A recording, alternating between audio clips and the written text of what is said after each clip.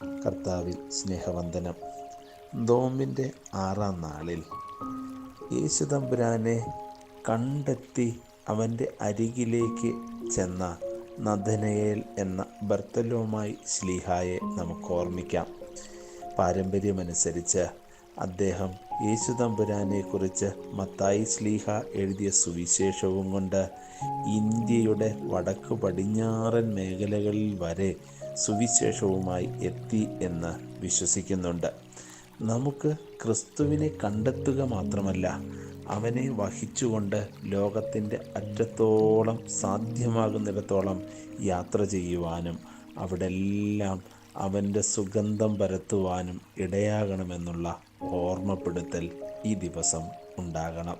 അതിനായി ശ്ലീഹായുടെ മധ്യസ്ഥതയിൽ അഭയപ്പെടാം. ദൈവകൃപയിൽ ജിൻസച്ചൻ.